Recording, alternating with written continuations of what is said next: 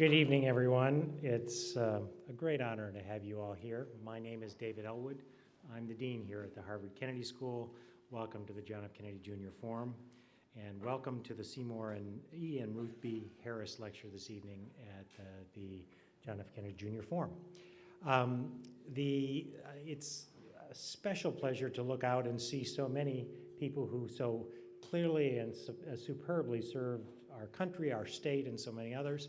We have people here that are a part of the Massachusetts National Guard and various other rapid response elements.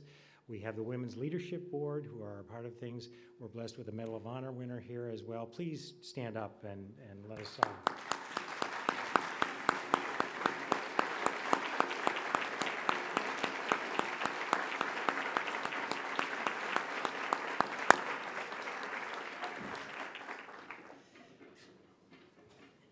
So I think you're in for quite an evening.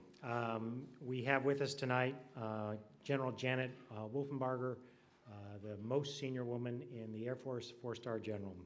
Now let me say a little bit about the Harris Lecture. It was established in 1975 to reflect the interests of the Harris family in bringing attention to issues of public policy. Past lectures have included people such as Jim Heckman, Torsten Pearson, Tom Schelling, and Ken Rogoff. Given the extraordinary problems we face, I don't know anyone right now that isn't kind of depressed about the world. Some people are happy about the election, but they're still depressed about the world.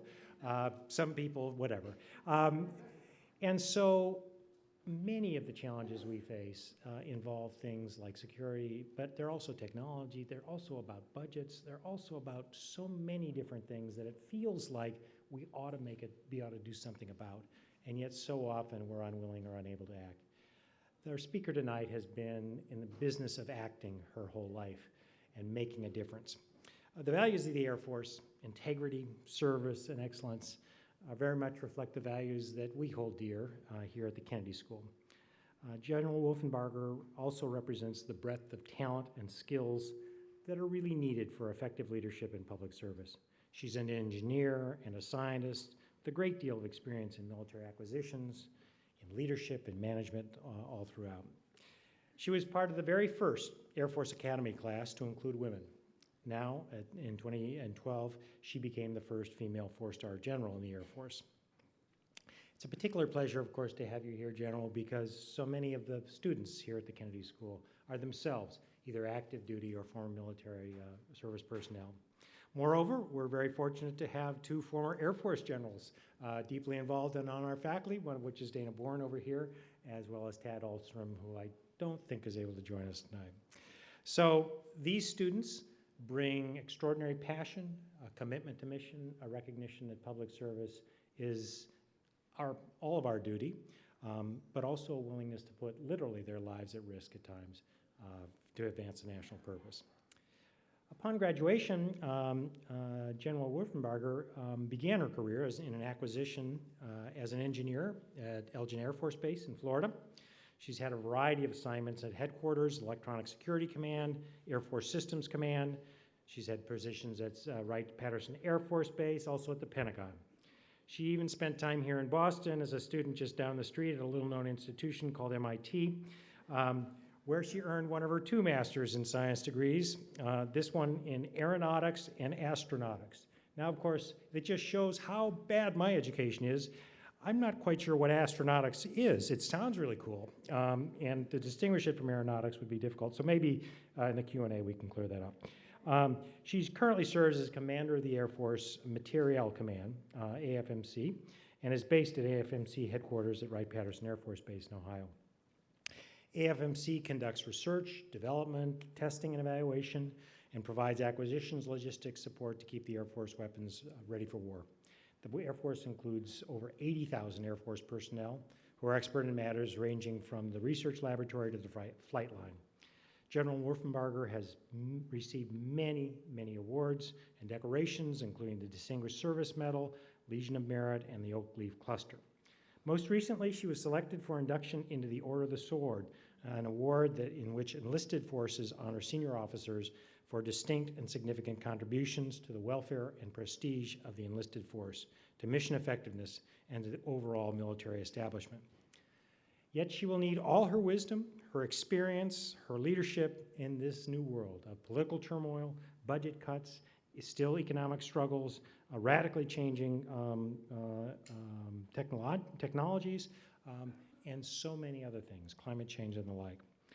Nonetheless, she has, I think, as good a chance as anyone to lead us at this very critical time, and I very much look forward to her things. Let me end by just quoting General Sergeant Michael Warner, the enlisted leader who announced her induction. He said, "You lead with passion. You care about every one of your airmen. You have made the quality of life, their training and development, and their resources in you have improved their quality of life, their training and development, and their resources in a tough environment. We are excited to induct you into our Order of the Sword because you are a leader among leaders and an airman among airmen." Ladies and gentlemen, please welcome a leader among leaders, General Janet Wolfenbarger.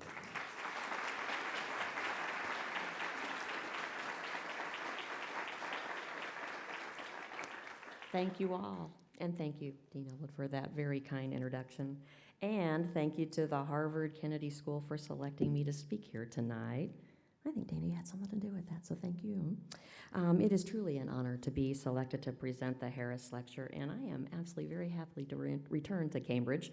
I have very fond memories of my time at MIT just down the road. It was a long time ago, though. It was back in the early 80s that I was here. Well, I chose to talk tonight about a positive, despite the challenging environment that we're in. It is about embracing opportunities in this changing and challenging environment. So I'm going to do a little bit of stage setting for you, and then I'm going to walk you through some of the work that we're doing in Air Force Material Command, really as a case study, I guess I'll call it. Something that this institution is well known for, a case study for perhaps how we can think a little bit differently about the challenges that we're facing us right now. So I'll start with the Secretary of the Air Force, Debbie James, who has said, "With challenge comes great opportunity." And of course, as you all know, the Department of Defense and the Air Force in particular are currently facing substantial budgetary challenges. And I echo Secretary James' sentiment that while this reduced resource environment does bring very, very difficult choices, decision-making that has occurred and will continue to occur, it does also bring opportunities. So the example that I'm going to share with you is an historic reorganization of Air Force Material Command. Air Force Material Command is one of the 9 major commands in the United States Air Force. And so what I wanted to do was demonstrate to you that despite this environment, we have taken my organization through this historic change, and we are already reaping tremendous benefits from that change. And that change was enabled by this environment. All right, so a little bit of stage setting, and I know you all probably know this, but it's important to make sure that everybody's on the same page with me. It was in August of 2010 that the then chairman of the Joint Chiefs of Staff, Admiral Mullen, said that the single biggest threat to our national security is the national debt. So you gotta think back to the 2009-2010 timeframe. He went on to say that the Department of Defense has a responsibility to help eliminate that threat. And here's a quote from him: "We must and will do our part." It was about that same time frame that our then Secretary of Defense, SecDef Gates, said that the Department of Defense actually had already begun that journey. We had, and I quote, "cut or canceled about 20 programmed or troubled or excess programs that, if pursued to completion, would have cost about $300 billion. Now, as we entered into the spring of 2011, the debate amongst our elected officials intensified about how to handle the country's fiscal situation. The Congress's response to that situation was, as you all know, the Budget Control Act of 2011, and accompanying that, the possibility of sequestration, or those automatic across-the-board cuts that would be applied to both defense and non-defense if a deficit reduction bill wasn't passed. The Budget Control Act actually added, in addition to that $300 billion we'd already taken out of our budgets, more than $1 trillion of additional reductions that went from the 2013 timeframe to the 2023 timeframe. Well, and as you all know, the deficit reduction bill was in fact not passed, and sequestration did trigger. It was a 9% decrease across all of our accounts, except our military personnel and the wartime accounts in our fiscal year 13 budget. And it started in March, which was well into that fiscal year. So as a result, the Air Force and all the services had to make some very, very difficult and very quick decisions on how they were going to absorb those reductions. In the Air Force, we stood down squadrons, we canceled training. Those had huge impacts to our readiness posture, and we administratively furloughed our civilian workforce. In Air Force Material Command, 75% of my workforce is civilian. And I have to tell you, those folks took a 20% pay cut for 6 pay periods. It was unprecedented. We'd never asked them to do anything like that. We call our civilian airmen part of our airman team.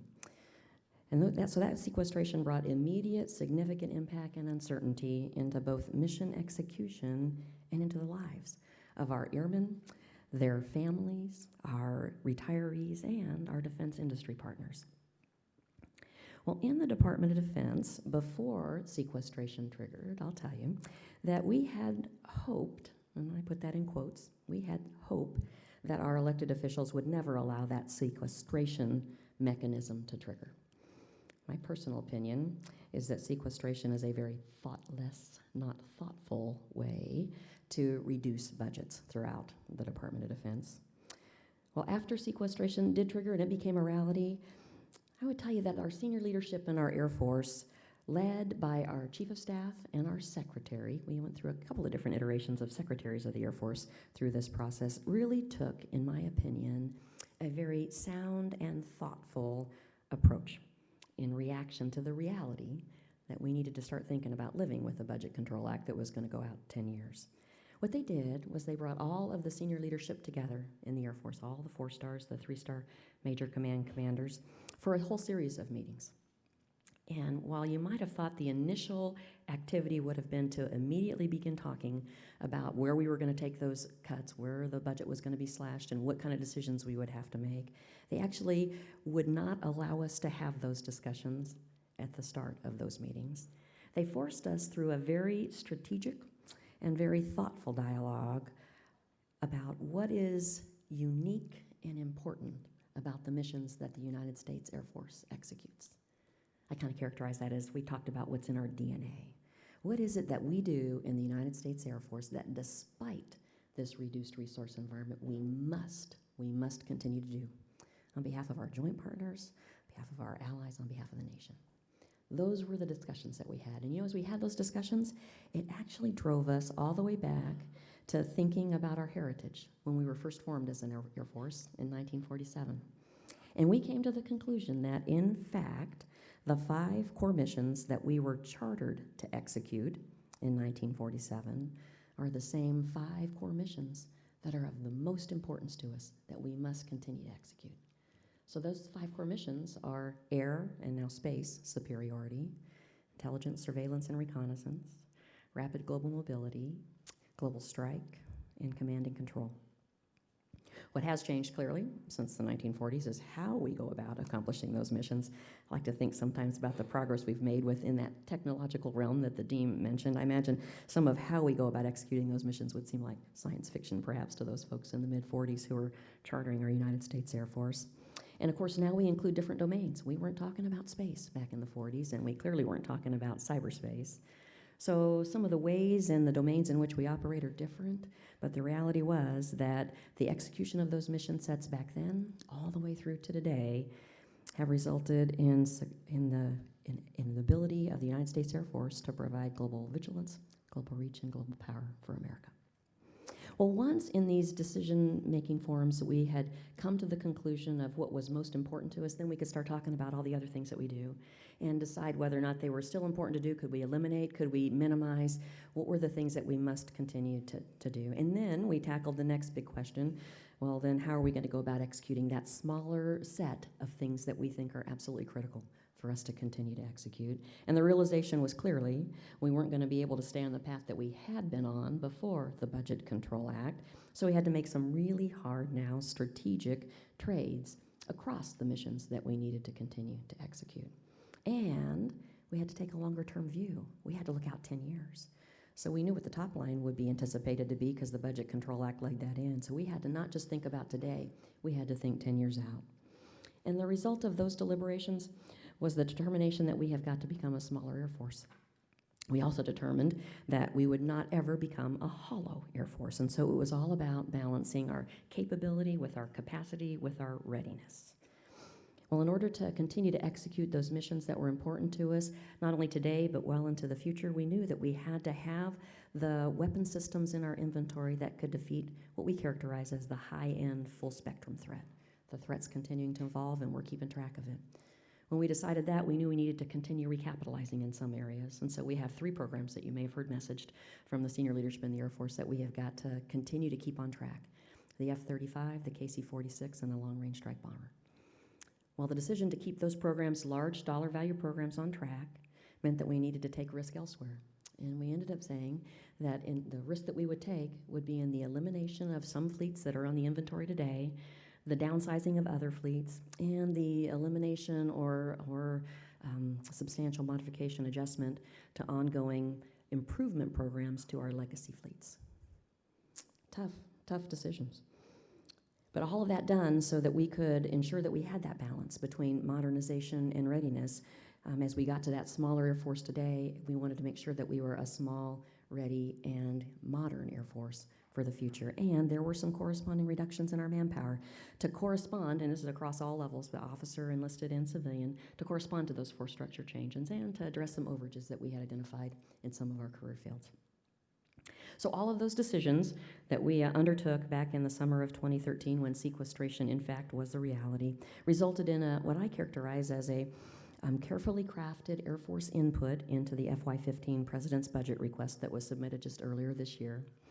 And of course, our legislative process is still unfolding, and we are awaiting still an appropriation and an authorizations bill. And as you all may know from watching that process unfold, there are a number of things that we proposed in our President's budget request that have not resonated or been supported by those elected officials whose job it is to control our purse strings. So we still have that ahead of us to figure out what the future holds in terms of finalization for FY15. But what I wanted to share with you is 2 things that came out of that process that I'm really quite proud of. The first is, I'd already mentioned it, the involvement of the senior leadership in all of that decision making. It was unprecedented. Before we did the budget build that way in summer of 13, we've done it again in this last summer of 14. We used to have every major command, so I, out in the field, would submit my portion of the budget into the Pentagon, and then the Pentagon's corporate structure process would, in isolation, determine how they were going to rack and stack all of the needs against the dollars that were expected. So I got to tell you, I never saw my input again until it became part of a president's budget, and in almost every case, there was broken glass. There were things that I thought to myself, wow, I wish somebody would have come and asked me about that before they made that decision. So I have to tell you, the process that we used in the summer of 13, and again this last summer, allowed for kind of me feeling vested, all of the senior leaders feeling very vested in all the decisions that were made. And so there was an opportunity for us to be a part of that process and to own it. And I think we're going to continue to operate this way. Certainly we've done this 2 years in a row, and I think it's a far better approach to how we do budget building in our United States Air Force. And then the second thing that I'll share with you that, in my opinion, is a huge improvement in our processes comes from the fact, as I've already mentioned, that the Budget Control Act goes out 10 years. So we were forced to take a longer-term view in the decision-making that we did. So I have to tell you, we've been guilty in the past in putting budgets together of focusing primarily on the first year of a FYDP, a Future Years Defense Program, maybe a little bit on the second year. But those last 3 years of a FYDP really didn't have a whole lot of fidelity, a whole lot of rigor in them. And what we found in the past is that we have been guilty, as a result of that approach, really not controlling our appetite for launching various activities or programs, which then resulted, once you get right past those 5 years of a FYDP, in this kind of insurmountable bow wave that occurred right outside the FYDP. Well, now, as a result of the work that we've done over the last couple of years, our Air Force has embraced a strategic planning framework, a process that is no shorter than 10 years as a horizon, and also takes a 20-year and a 30-year cut in terms of strategically planning for the future of the Air Force. I think we're now ensuring that our appetites are controlled and that we will be affordable as an Air Force in the future. All right, that was really all stage setting. Now let me get to Air Force Material Command. So my premise, the title of my talk tonight, is Embracing Opportunities in a Changing or Challenging Environment. So I kind of spent a little bit of time sharing with you my perspective on the challenging environment. Let me do a little bit of introduction to you for Air Force Material Command. Dean did a great job of giving you a little bit of a sense. We're a support command, again, one of the 9 major commands in the Air Force. Our job is to equip the Air Force for world-dominant air power. That's our mission. We develop, we field, we sustain warfighting capabilities for the United States Air Force. We do have about 84,000 people in my command, one of the largest commands in the Air Force. That 84,000 people is about 13% of the total manpower. We, as 13% of the Air Force's manpower, are responsible on any given year for about 40% of the Air Force's spend. On any given year, between $55 to $60 billion. It's an extraordinary responsibility. We have 5 missions that we execute. The first really mirrors our Air Force's #1 priority mission set, which is in that nuclear enterprise, executing our nuclear mission. Material Command has the materiel responsibility for the 2 legs of the triad that our Air Force is responsible for, the intercontinental ballistic missiles, the ICBMs, and the air-delivered capabilities, the bombers that are nuclear qualified, along with the weapons that they carry. The second of those 5 missions is the Science and Technology mission. So the Air Force Research Laboratory is part of Air Force Material Command. We have world-class scientists and engineers who are responsible for not just technology maturation for today, responding to combatant command needs and our other major command needs in their organized train equip role for providing forces to the combatant commanders. But our laboratory, I think uniquely for our Air Force, is also responsible for ensuring we're looking far enough out into the future, decades in the future, for what those game changers are, so that we can figure out how to fight wars differently in the future and continue to prevail. So I've got the S&T mission for the Air Force. The third mission is one of life cycle management. So we have a responsibility to provide, to acquire, and to support warfighting capabilities. We call it cradle to grave. From the point at which a requirement is first envisioned for a new system, all the way through the design, the development, the manufacture, the fielding, the support, ultimately to disposal. So cradle to grave responsibility for warfighting capabilities. The fourth mission that I execute is one of developmental test and evaluation. So I have world-class test pilots, just ask them, and test engineers. Their job, along with the assets that they own and the infrastructure that is part of my Air Force Test Center, this is how I characterize it, they wring out those capabilities, those warfighting capabilities, to ensure that they do what they are intended to do before we deliver them to our customers, to the warfighters. And then I have a 5th mission, a sustainment mission. I own the depots for the Air Force, so for all that organic depot maintenance, making sure that aircraft that have been in the fleet for a while continue to perform the way they need to perform. So that's one piece of my sustainment mission. And we've centralized in Air Force Material Command the supply chain function for the Air Force as well. So I'm responsible for pieces and part delivery 24/7, 365, wherever pieces and parts are needed in the United States Air Force. All right. Now let me talk to you about AFMC's response to this changing environment. Okay, a little history first. I'm making sure that you're excited to hear what it is that I have to say. All right, so we went through this reorganization from the point at which I took control in June of 2012. But let me just tell you kind of how the organization, what the state was when I took over, and then we'll get to the end state that we're in now. So it actually starts back in 1992. We merged 2 major commands in the Air Force Systems Command, the front end of that life cycle, and Air Force Logistics Command, the back end of that life cycle, into one major command, Air Force Material Command. So 20 years before I took over, this major command had been formed.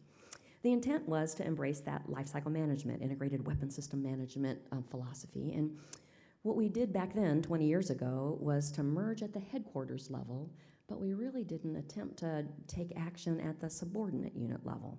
So back then, back in 1992, there were 18 different centers. That's our subordinate unit designation within Air Force Material Command centers that reported to the headquarters. So then you fast forward for when I took over in June of 2012, and over the years, over those 20 years, that number of 18 had reduced to 12. But when I took over, there were 12 centers that reported to me at the headquarters. And I gotta tell you, as we looked, that was really out of balance with the rest of the Air Force in terms of the span of control, the subordinate reporting units. And so there was an opportunity to take a hard look at how we were organized. Let me just say that if I think about how that organization unfolded and how it operated, back in 2012 when I took over, we had what I'll characterize as a geographic alignment. So we had those 12 centers. They were geographically placed, And whatever executed at that geographic location, so there were 5 missions that I mentioned to you that we're responsible for, any of those missions that happened to execute at that geographic location, the commander of that center was responsible for. What that meant was that we had some centers accomplishing multiple missions, and we had multiple missions accomplishing, or multiple centers accomplishing single missions. And all of them used different processes, because each one of them had a culture of their own. So for example, I had 3 test centers when I started. I had one at Edwards Air Force Base, one at Eglin Air Force Base, one at Arnold Air Force Base, 3 of the 9 bases that I'm responsible for. And each one of them executed that test mission differently, using their own set of processes and procedures.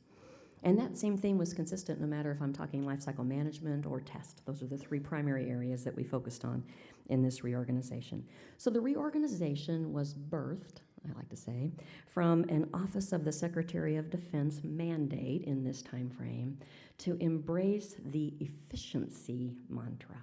What we were told to do was to go figure out how we could reduce duplication and overhead and excess and instill a culture of savings and cost accountability, really throughout the department. So this reorganization for AFMC, I actually have started calling it a reinvention. It's so powerful. This reinvention of Air Force Material Command really was structured to align to those 5 missions that I shared with you we're responsible for. So we went from 12 centers to 5. We actually stood down 7 centers, stood up. We had 2 that were already in existence, stood up 3 others that were intended to be responsible at that enterprise level for each one of those missions that we were held accountable for. And when we got the go-ahead, we executed. So when it comes to the question and answer, if you'd like to ask me about getting that go-ahead, I'd be happy to answer how difficult that was. I got to tell you, it turns out we have a lot of stakeholders in Air Force Material Command, external to Air Force Material Command, many of whom wanted a say in whether or not we were allowed to execute this reorganization. So this new organization, you have to think about this, it clearly has to be, logically you say it has to be more efficient. I have 5 centers and staffs associated with the centers versus 12 centers with the associated staff. So immediately, I was able to take more than 1,000 positions off the books. The center staffs. I didn't take down the number of bases. I just reorganized and aligned all the work effort from 12 to 5. So 1,000 authorizations, that was more than $100 million every year that we gave back. Huge, really, out of one initiative, a huge response to that OSD, that Office of Secretary of Defense mandate. And so it was much more efficient. But can I tell you what I'm really excited about? I'm really excited about how much more effective this organizational structure is for Air Force Material Command. So I now have 1 center with 1 mission, with 1 commander, responsible across multiple locations, multiple geographic locations, for a shared culture and standardized processes for the first time ever in our major command. We now have standard processes for how we execute these missions. I think we've elevated mission performance across all 5 of those mission sets in what, actually one of my center commanders coined a term, a geo-agnostic way. Isn't that kind of cool? Geo-agnostic versus geocentric. We are geo-agnostic now in terms of how we operate. What we're doing now is we're taking the best practices and the lessons learned that we're already executing in pockets and applying it now more universally at that enterprise level. And we also now have a single face to our primary customer, to the warfighter, who is the person to go to when you have questions or comments or concerns about each one of our weapon systems. It is really a much more simplified, reduced overhead structure, but it is so powerful in terms of the effectiveness. And so what I really wanted to do was give you a little thumbnail of what we've been able to demonstrate in that effectiveness lane. And I really want to talk about it in 2 ways, mission effectiveness and cost effectiveness. All right, so from a mission effective perspective, in that first full year, so we started in, right after I took over, we actually had fiscal year 13, tough year, right? We've already set that stage. Fiscal year 13 was a really roller coaster relative to sequestration and when it was going to trigger. So fiscal year 13 was our first full year of operations, and then we've had now just recently snapped a chalk line on fiscal year 14, our second year of operations. So in that first full year, I told you that process standardization was one of the centerpieces of what we've done. We standardized 66 processes. Never had been done before in the command. 66, had to prioritize what we thought was most important, rescinded 41 different instructions that we no longer needed. Then another year later, we had another 39 processes in addition to the original 66 that we had standardized, and then we'd rescinded another couple of instructions. We were up to 44. If I key in on some of the work that's done at the centers, so my sustainment center, again, that's the depot maintenance, supply chain responsibility. After just 1 year, because they got much more effective and they got standardized in how they do their work, they were able to increase their aircraft depot maintenance production by 16% 1 year, 19% improvement in, okay, we call it MICAPs. It's aircraft that are waiting parts, that they're not being able to execute to their schedule because they're waiting parts. 18% decrease in our depot maintenance back orders. All of that means more readiness, less IOUs to our customers, to the warfighters. So that was the first year. The second year, fiscal year 14, we just wrapped up kind of the progress we've made after the second year. Another aircraft production increase of 8%. Another improvement to our MICAPs by 10%. And our back orders decreased by another 6%. Wow, I tell you. Huge evidence in one of my centers where it's a little easier to collect metrics on exactly how well this work is executing now compared to how it used to execute. The Air Force Lifecycle Management Center, that cradle-to-grave responsibility for warfighting capabilities, they put in place with something that we call the WISR, the Weapons System Executive Review, because for the first time we have now single entities accountable for that cradle-to-grave lifecycle view. So we put a dashboard together that shows the health of all of our fielded weapon systems.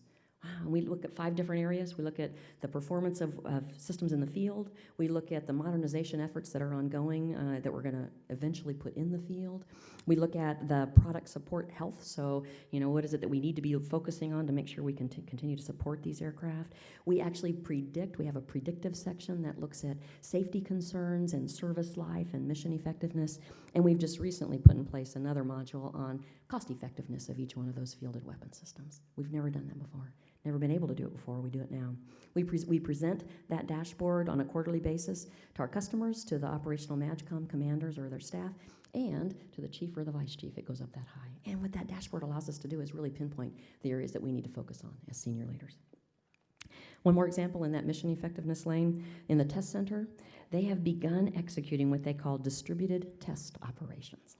So what they're doing is leveraging all of the people and the infrastructure across, again, those multiple geographic locations to execute test programs for individual weapon systems. So one example, the F-16 has a software upgrade that we have in work, and what they're able to do is test concurrently between Edwards Air Force Base in California, Eglin Air Force Base in Florida.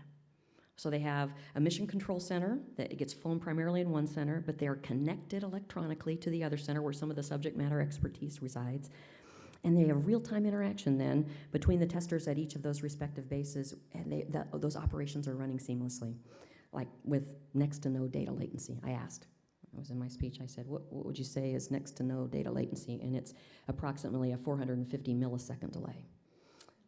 That's powerful in terms of the use of our assets, use of our people, and getting much more effective and efficient at what we accomplish. All right, that was the mission effective lane. I'm talking to you about cost effectiveness. And why is that important? Again, 13% of the Air Force, in terms of people, responsible for 40% of the spend. It's imperative, particularly in this budget environment, that we get as cost effective as we can get in Air Force Material Command.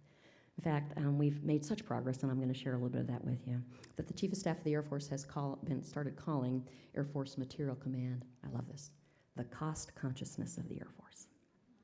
It's a rallying phrase I'm using with my people now. I love it. I love it. So here's some examples. Okay, we had collaboration that we forced, actually they stepped up to this, between our Air Force Sustainment Center and our Air Force Lifecycle Management Center, which allowed us to drive for the first time in anyone's memory, and so I'm calling it the first time ever.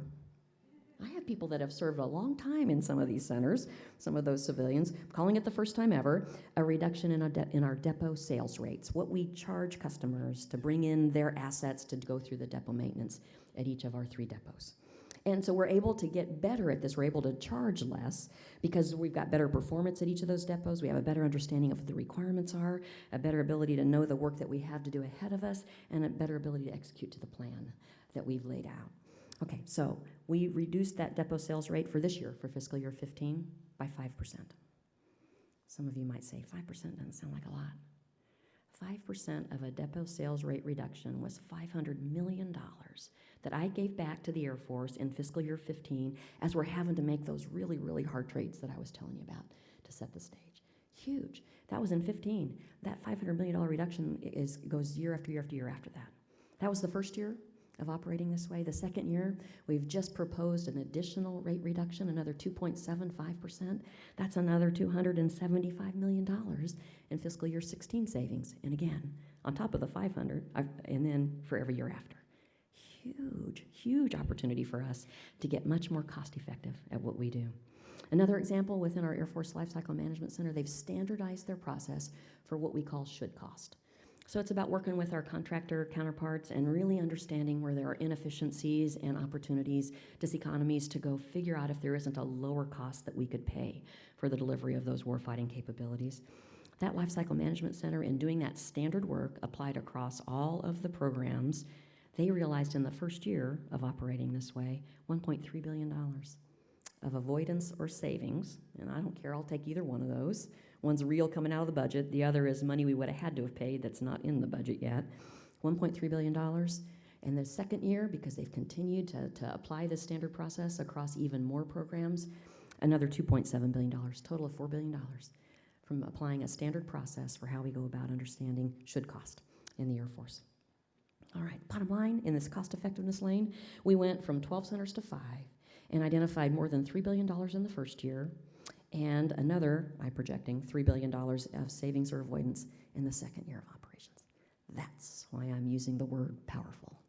Powerful. And let me just tell you about another exciting opportunity that we've got in Air Force Material Command. Recently, as a result of these budget reductions again, we've decided to centralize our oversight of all of our installations. Today, every major command is responsible for some portion of our 77 installations in the Air Force. Well, we're kind of taking a page from the Army and the Navy. They've done this centralization already, and we're doing that in the Air Force. And I have the opportunity to stand up now a 6th center in Air Force Material Command to be responsible for that Air Force level centralization. We stood up our Air Force Installation and Mission Support Center. It's provisional. And I have to tell you, I'm so proud of my command's reputation. I really think that most likely the Air Force might not have chosen Air Force Material Command as the home for the new center if we didn't have such a stellar track record from this previous work that we've done. And as you can see, we're not done. We're in our now 3rd year of operating under this new organizational construct, and I really think we are just on the forefront of really leveraging not only the construct, but as I said, the power that's behind it. So I started this evening by talking about embracing opportunities for challenging times, right? That's my theme, and I've used this reorganization as my case study as an example of that construct. So can I share with you next that some of my predecessors, some of the former Air Force Material Command commanders, had wanted to do at least some pieces or parts of this reorganization on their watch, but the environment didn't allow it. It's because it's that old adage. I maintain it's the old adage. If it's not broke, then let's not fix it. So we needed a burning platform, and that burning platform was this reduced budget environment that we're operating in right now. And I tell you, I see today an appetite, and it's actually a hunger for good ideas for how we can execute our missions more effectively and more efficiently. We got to do that. We don't have enough money to do it, perhaps the way we had been doing it. So my message to my workforce in this challenging environment, it's hard. We're having to make hard decisions, but there is opportunity. And here's what I tell them. In my almost 35 years of service, I have never seen the aperture more wide open for those good ideas to get a fair hearing. And I tell them, bring them on. Let's tackle the next challenge. The time is right now. It may never get better in their career or in mine. So in conclusion, I think we get to the questions part next. I have to say, and Dean and I were talking about this, I do believe that today, now, is a great time to lead and to execute, for me, this critical material mission for the United States Air Force and ultimately for our nation. And I truly think I have the privilege of serving in an institution, the United States Air Force, that embraces opportunities in this changing and challenging environment.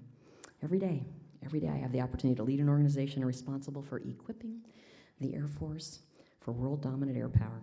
It's an awesome responsibility that the men and women of the Air Force Material Command are so proud to accomplish. Thanks again for inviting me to speak with you this evening. It was truly an honor to be here, and I'm looking forward to your questions. Thanks very much.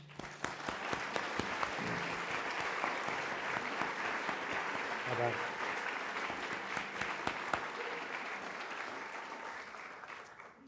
All right, folks, we do now have time for questions, and we have microphones at 4 locations. One's right here, one's right here, one up here, and one over there.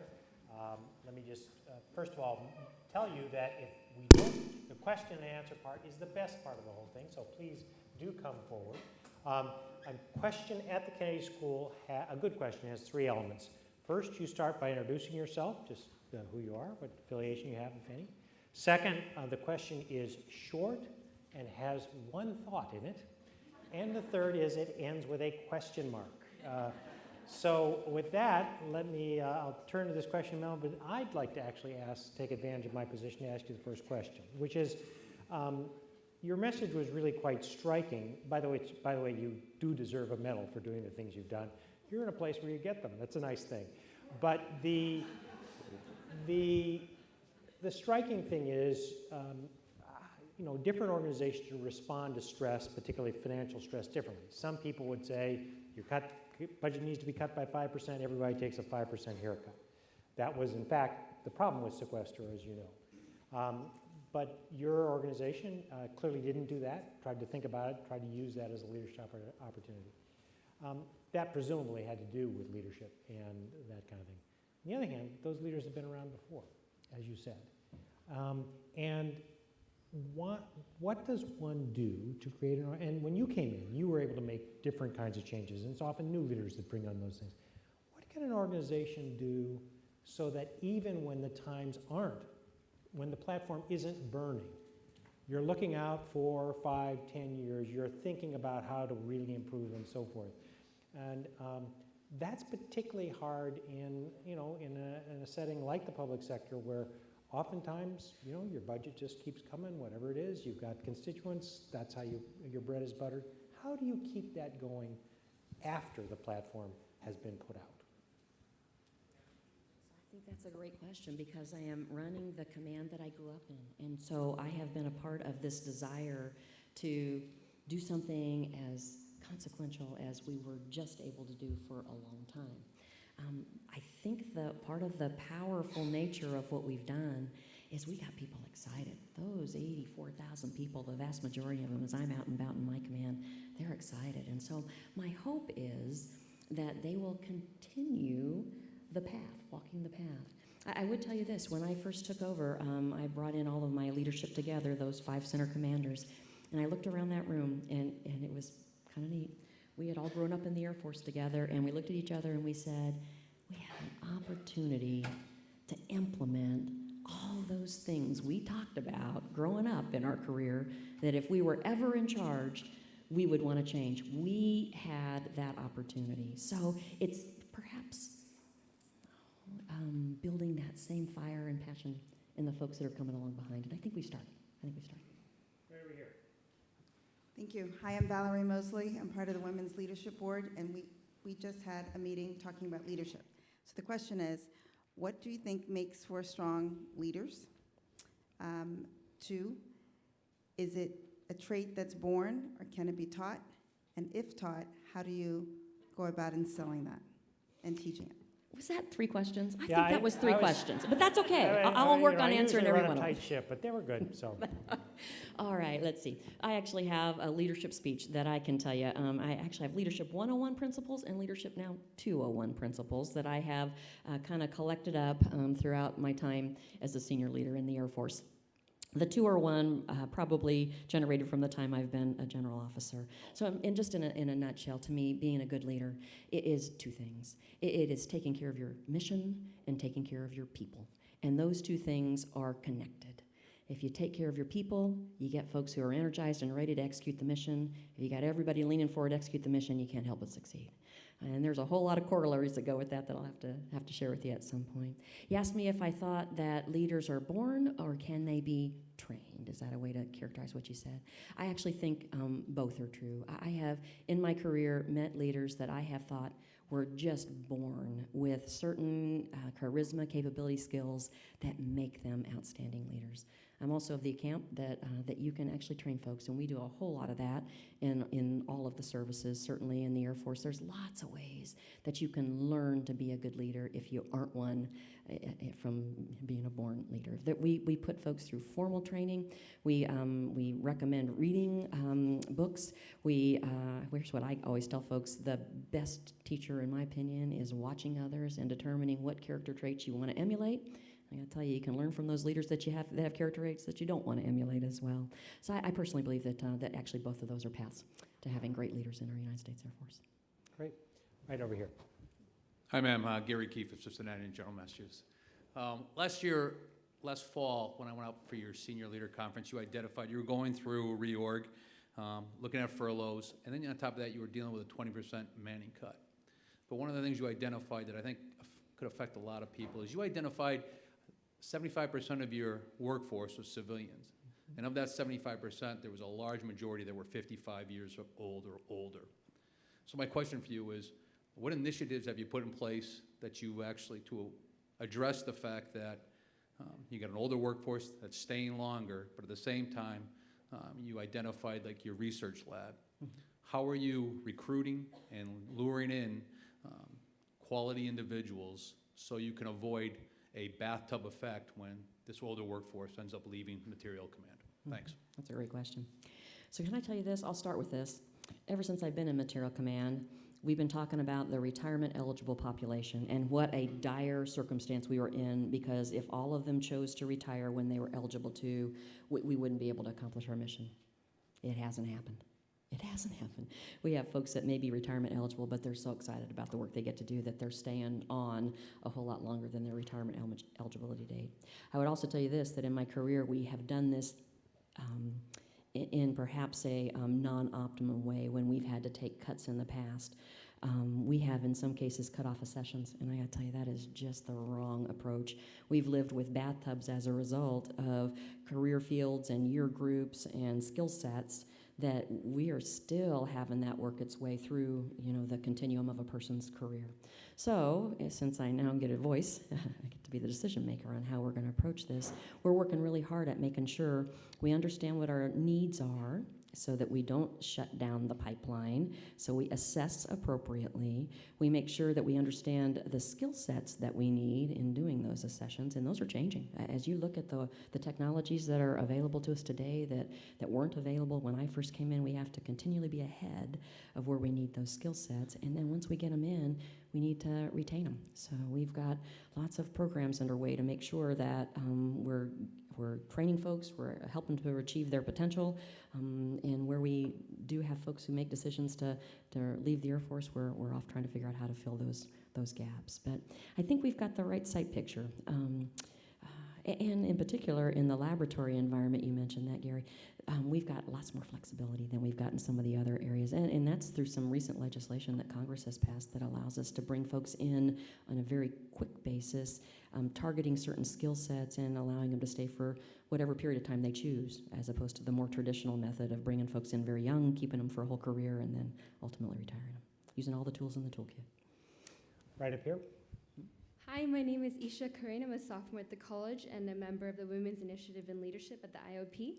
My question is a little bit more of a personal one, but again, thank you for being here and thank you for your service to this country. As a female general, what are some challenges you have faced in this very heavily male-dominated field? See, now that's a whole different speech. It is.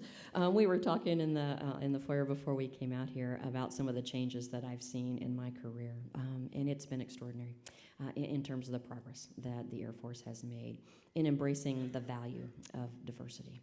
So it actually starts when I was in the first class of women, as the dean mentioned, that went through the Air Force Academy, and understanding that the institution perhaps wasn't really ready for women to be a part of the cadet wing student body. And so we spent 4 years working our way through figuring out how women could, in fact, experience that very stressful environment, and the service academies are all stressful, perhaps a little more stressful being in that first class of women.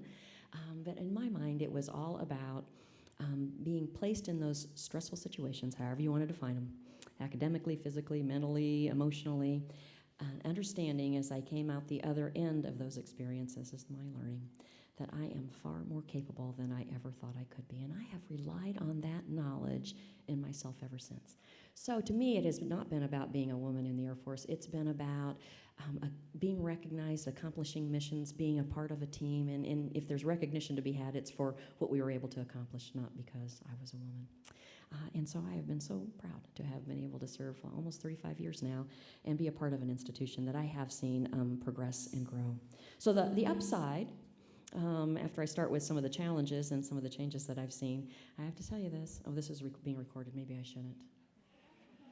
I have to tell you, sometimes I'm the only woman or one of very few in many, many meetings that I attend, and there has never been a line at the ladies' room in my entire career. Unlike the men who are attending those meetings. Good line, right there. My name is Jacob. I'm a sophomore here at the college, and throughout your speech, you focused on the long-term goals of the Air Force Material Command. I'm just interested in your environmental focus and how you're preparing for climate change here in the 21st century.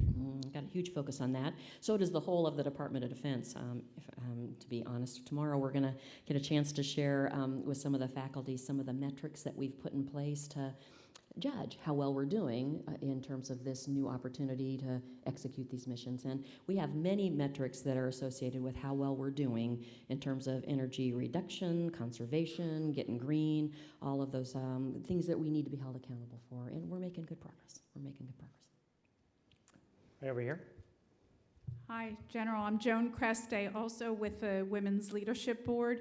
You referenced the private sector defense contractors or your partners. I'm curious about what percentage of your budget goes to those contractors, whether you have the same level of control over that money, and whether you're concerned about the risk of the reinstatement of the earmarks under the Republican Congress and whether that would impact on our safety. I am not concerned in reference to your last question, and perhaps there's some political dialogue that we could have on that offline. Let me tell you that the bulk of what we do is broken up. The largest chunk is in money that goes to our industry partners. We do have some portion that we execute organically, particularly in those depots in that function that we're responsible for. And within the piece that goes to the Life Cycle Management Center, those are the folks that are most heavily engaged with industry. I'd say the vast majority of their budget is contracted. It's very little that is used for mission execution. Most of that is contracted effort because we really don't have the skills internal to the Air Force to create those warfighting capabilities. What we do is we oversee the creation of those warfighting capabilities in collaboration with our industry partners. And can I say that even in this reduced resource environment, it is absolutely essential for the future of this country that we maintain a healthy defense industrial base. And so we're working really hard to figure out how we can partner with those industry folks to ensure that all of us collectively work our way through however long that Budget Control Act legislation remains in place. So let me offer a final question, which is you have in the audience many young people who aspire to leadership in the military or any other sector. Do you have any words of wisdom, rules of the road, and how do you do it? I'd be happy to give you my perspective. Sometimes I'm asked, to what would I attribute my success? What is it that I would say worked for me? And it's pretty darn simple. I thought about this a lot as I started getting asked that question. It's really two things. And for the folks at the junior part of your careers, there's a piece of this that I'll share with as well. The first, I have done the very, very best I could at every job my Air Force gave me. They never questioned what I needed to do next. Whatever my Air Force said they needed me to do, I did the very, very best I could do. And second, I brought with me a positive attitude to work every day. Because here's how I think about it. A lot of times in life, whether that's personal or professional, you don't have control over what some of those things are that occur. What you always have control over is your response, your attitude. You can choose to be positive or negative. And I have discovered that by choosing in every case to be positive, others around you are positive too. And if you got everybody positive leaning forward to accomplish a mission, again, you can't help but succeed. And so the corollary for the young folks In the Air Force, and I imagine in all the other services as well, when you're starting your career, there's lots of opportunities to do what we call additional duties. It's kind of gotten a bad rap, additional duties. It's not your primary mission, it's other things that need to get done in the units that really it's the foundational kinds of things that keep units operating. It's running the snack fund and doing special projects. Well, I always tell young folks, don't shy away from those opportunities. I found, as I look back on my career, that it's those additional duties that allowed me to meet people that I wouldn't have met before, to start to build those networks that are so important. I got exposed to portions of the mission that I wouldn't have understood otherwise. And back to that leadership question, it's a great opportunity at a young age to practice your leadership skills in those small projects. Right? So I always tell young folks, embrace those opportunities where you've got the margin to take on extra. It really, I think, serves you well as you move further through your career. General Wolfenbarger, thank you so much.